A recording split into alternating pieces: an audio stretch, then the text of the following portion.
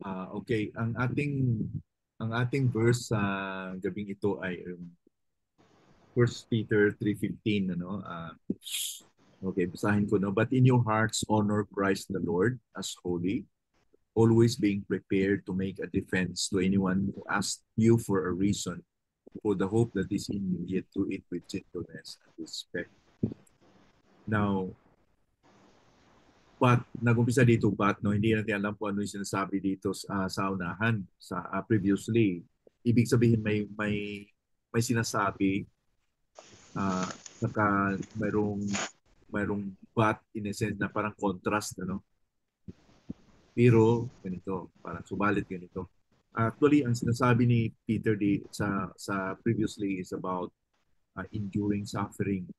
Mag-endure tayo sa sufferings bilang Christian. At yun ang ano niya na you suffer righteously, you suffer because of Christ, but in your hearts honor Christ. So despite na nahirapan kayo the way people treat you, nahirapan kayo because may mga nag sa atin, ano ba yung sa Tagalog, minumura tayo, no? Pinapaliit tayo. Pero in your hearts, honor Christ, sabi dyan. Honor Christ, the Lord as holy. So number one, ang isipin natin talaga is to honor Christ. Ang isipin natin naman na response natin is to honor Christ. Ano man kahirapan, ano man ang ginagawa ng tao sa atin is paano ko ba i-honor si Christ na si Kristo yung holy God. Word holy means distinct. The word holy means ang Diyos ay na distinct siya in a sense na, na, na iba ang ating Diyos. Okay? And then palagi tayong handa sa ating puso. Sa ano? Anong handa? Handa sa pagdepensa. Defense to anyone. Usually, ang mga nangyayari kung mayroong mga kahirapan tayo, lalo sa mga tao na nakapaligid sa atin na hindi sila Kristiyano, nakatingin sila sa atin kung ano yung responses natin kung may mga kahirapan tayo. And then, mapatanong sila no, na bakit po na may hope ka? Kasi ang dito, sabi ni Pedro na despite that you are suffering, nahirapan na kayo sa inyong buhay, nakikita nila na you have hope. You have hope in your life. May pag-asa. Hope here is not just an ordinary word na wishful thinking. So last Sunday sa preaching ko, I emphasize na this is sure or assurance na ang pangako ng Panginoon ay ating mahawakan na tutuparin ng Diyos in the future because siya ay hindi nagsinungaling. At ni isang beso in one moment in his life na nagsinungaling ang Diyos o magsinungaling ang Diyos. So because of that, we rest upon this hope as a certain assurance na ang pinaniwalaan natin, totoo talaga. Hindi tayo bibiguin ng Panginoon. So, we have to be prepared. Handa tayo na kung may nagtanong sa rason, bakit po mayroon tayong pag-asa o bakit ba gano'n na yung nangyari sa buhay mo, nahirapan ka dapat, hopeful ka pa rin. Bakit gano'n na ang nangyari? Problema, ang dami ng problema, pero kuwan ka pa rin, may bunok ka pa rin ng pag-asa.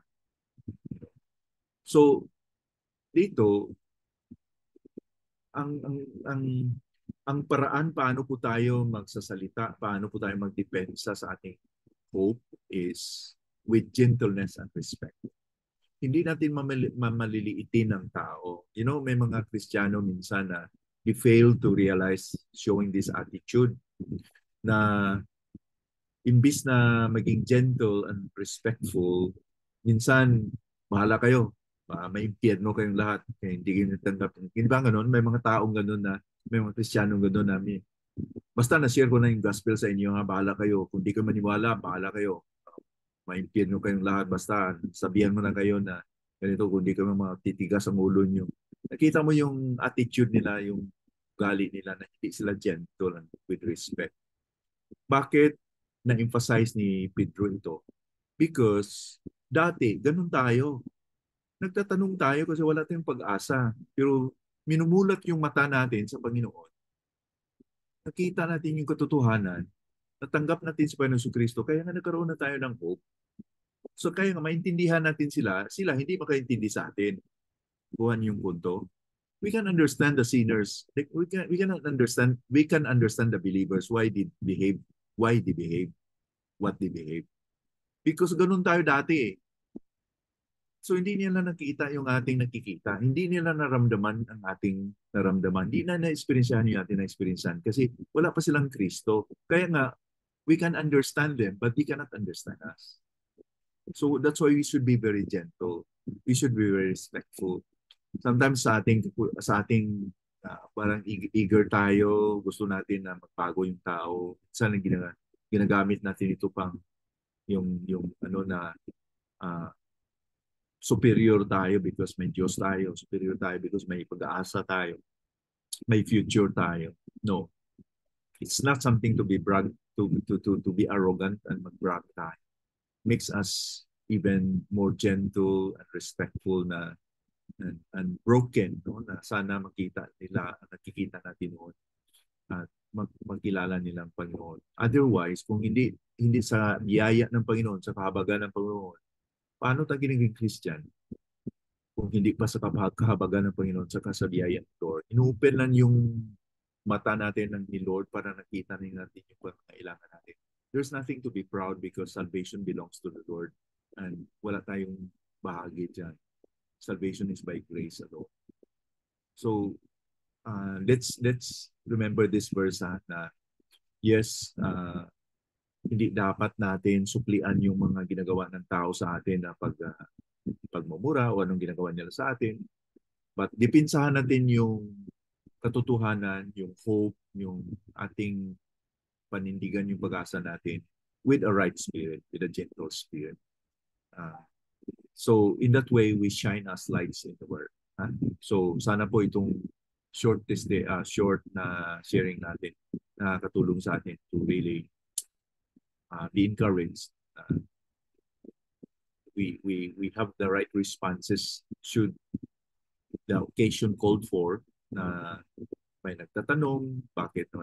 Sana po din makikita nila na iba ka talaga, no? May problema ka pero kuwan ka pa rin. Positive spirit ka pa rin. May pag-asa ka, ano bang rason? Ano ba yung bakit ganun ka? And opportunity for us to share the gospel to our lives. Okay? So yun lang at sana po naging reminder sa atin for tonight. Yeah, balik tayo sa ating